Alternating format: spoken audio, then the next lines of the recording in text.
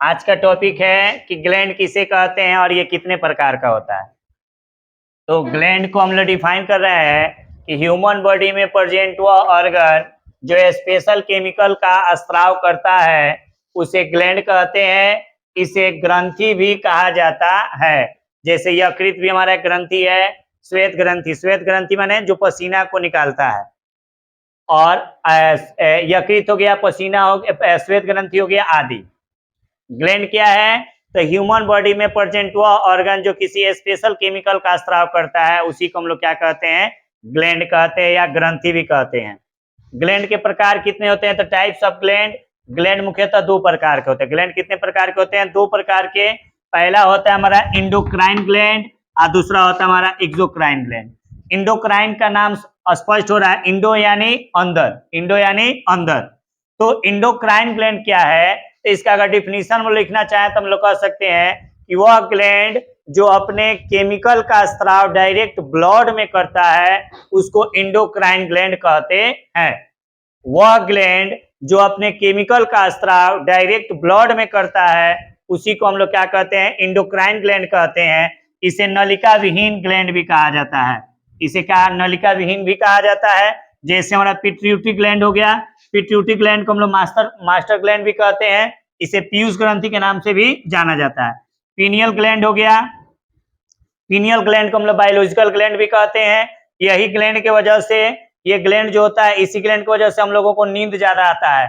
ये ग्लैंड बच्चों में और लड़कियों में यानी फीमेल्स में ज्यादा रहता है, इसलिए लड़की सब ज्यादा सोती है। सब गाधा में सबसे ज्यादा रहता है, कुत्ता जो है उसमें सबसे कम रहता है, इसलिए कुत्ता पैर के धमक सुन के भी जग जाता है। जो बच्चा जन्म लेता है उसमें सबसे ज्यादा पीनियल ग्लैंड एक्टिव रहता है, इसलिए अक्सर वो सोए रहता है।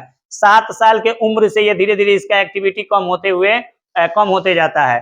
टेस्टिस है जो मेल का ये प्राइमरी सेक्सुअल ऑर्गन होता है। इसमें अनेकों प्रकार के हार्मोन का निर्माण होता है, अनेकों प्रकार के केमिकल का स्त्राव होता है। यहाँ पे केमिकल मीन्स अगर हम लोग देखें ना कि स्पेशल केमिकल कहने का मतलब हो जाएगा कि कोई ना कोई हार्मोन का स्त्राव करता है। जितने भी ग्लैंड है वो सब स्पेशल कुछ केमिकल माने हार्मोन, स्पेशल केमिकल माने हार्मोन का स्त्राव करता है। तो टेस्टिस क्या है? मेल का प्राइमरी सेक्सुअल ऑर्गन है और इसी से टेस्टोस्टेरोन हार्मोन रिलीज होता है और टेस्टोस्टेरोन की वजह से ही मेल में दाढ़ी मूंछ आवाज का भारी जो होता है इसकी वजह से होता है।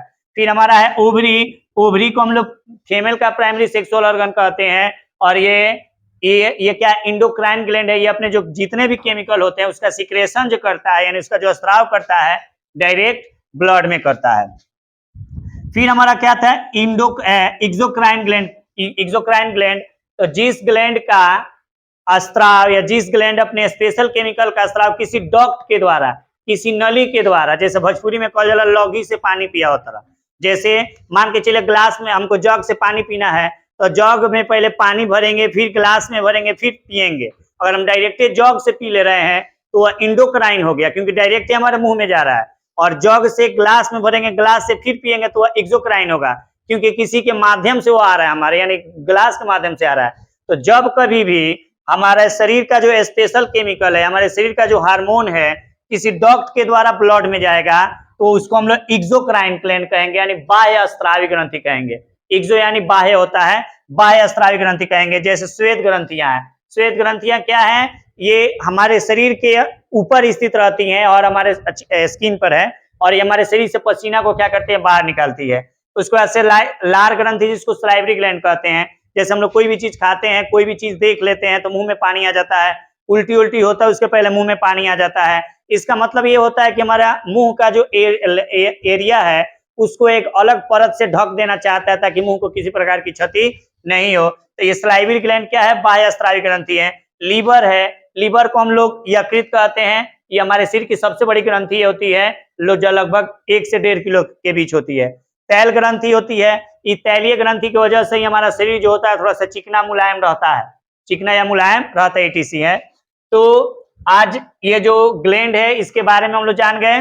ग्लैंड क्या है? तो मानव शरीर में स्थित हुआ स्पेशल वह ऑर्गन जो स्पेशल केमिकल का स्त्राव करता है, स्पेशल केमिकल माने हार्मोन का स्त्राव करता है, उसे ग्लैंड कहते हैं। ग्लैंड मुख्यतः दो प्रकार के होते हैं, एक होता है इंडोक्राइन और एक होता है एक्सोक्राइन। इंडोक्राइन ग्लैंड क्या है? जो अपने केमिकल का स्त्राव डायरेक्ट ब्लड में करेगा, इंडोक्राइन होगा। और जो अपने केमिकल का स्त्राव किसी डक्ट के माध्यम से ब्लड में भेजेगा उसके एक्सोक्राइन ग्लैंड कहते हैं। आज के लिए बस इतना ही, और ये अगला दिन देखल जाएगी।